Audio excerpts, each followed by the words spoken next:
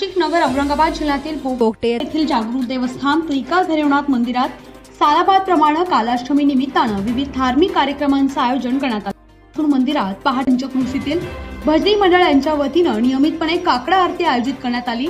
तसेच दररोज सामुदायिक हरिपाठ घेतला गेला। तसेच महिला वर्गाच्या वतीनं तुळशी पारायणात व श्रीकृष्ण नामस्मरणात जप करण्यात आला। तसेच गुरुवर्य महंत रामगिरीजी महाराज सरलाबेट यांच्या मार्गदर्शनाखाली ईश्वर पारायण करण्यात आले आणि पारायण करताना 7 दिवस विविध दानशूरांमार्फत भोजन व्यवस्था देखील करण्यात आली आहे। कालाष्टमी निमित्तानं सकाळी अभिषेक करण्यात आला आणि भव्य मिरवणूक आयोजित करण्यात आली।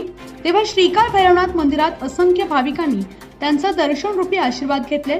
तसेच रात्री जन्मोत्सवानिमित्तानं भजन कीर्तन व दीपदान करण्यात तरुण भाविकांनी गोदावरीच्या गंगाजलानं त्रिकाल भैरवनाथांच्या मूर्तीचा अभिषेक करण्यात आला आणि महंत रामगिरीजी महाराज सरलाबेट यांच्या काल्याच्या कीर्तनात भाविकांनी जन्मोत्सवाची महती जाणून घेतली।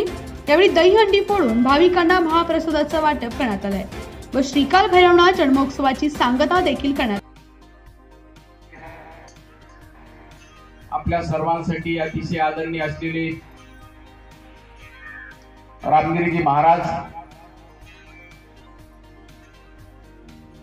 हरिभक्तपरायण रामनाथ महाराज, अमोल महाराज, शुभम महाराज,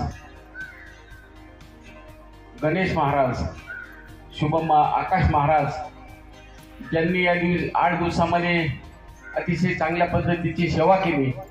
ते या गावचे भूमिपुत्र प्रल्हाद महाराज, गणेश महाराज बावचे, सर्व सन्माननीय गायनाचार्य मंडळी, महाराजांना ज्यांनी समर्थ अशी साथ दिली ती सगळी भजन मंडळी, पंचक्रोशीतील आणि सर्व भाविक भक्त आणि माता आणि भगिनींनो, आदरणीय महाराजांनी नारायणगिरी महाराजांपासून जी चालत आलेली आपली पोगटेची परंपरा आहे, या परंपरेचं खंडन न होऊ देता आपल्या सर्वांसाठी या ठिकाणी येऊन मार्गदर्शन करीत असतात। उपस्थित सर्व भाविक भक्तांच्या वतीनं महाराज आपले मनापासून या ठिकाणी आभार मानतो। मित्रांनो, महाराजजींनी बेटामध्ये जे काही काम उभं केलेलं आहे ते न भूतो न भविष्यती आपल्या सर्वांना अभिमान यासाठी वाटावा की आपण त्या बेटाशी संलग्न आहोत आणि अतिशय चांगल्या पद्धतीचं काम, मला असं वाटतं की चंद्र सूर्य असेपर्यंत त्या ठिकाणी ते काम, ही वास्तू म्हणजे बघितल्यानंतर निश्चितपणे गौरव वाटतो। आणि महाराज हे सर्व काम आपल्या माध्यमातून, आपल्या कल्पनेतून त्या ठिकाणी साकारलेलं आहे। मनापासून तुमचं खूप खूप अभिनंदन करतो।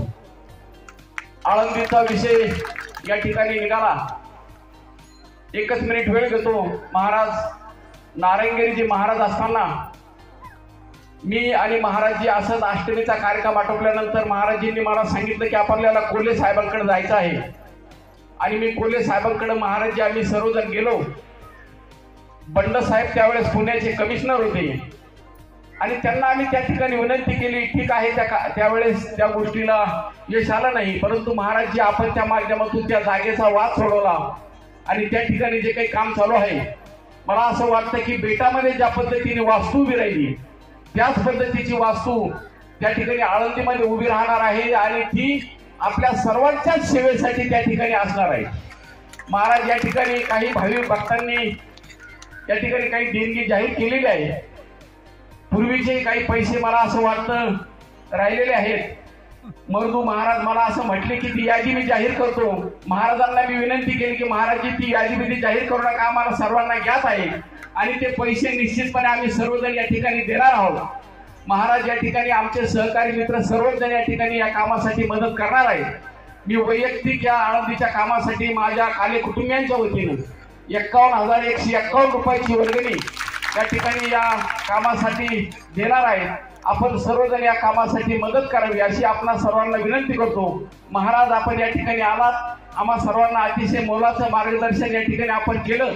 या उपस्थित सर्व पंचक्रोशीच्या वतीनं, सर्वांच्याच वतीनं या ठिकाणी आपलं मनापासून आभार मानतो आणि थांबतो। धन्यवाद।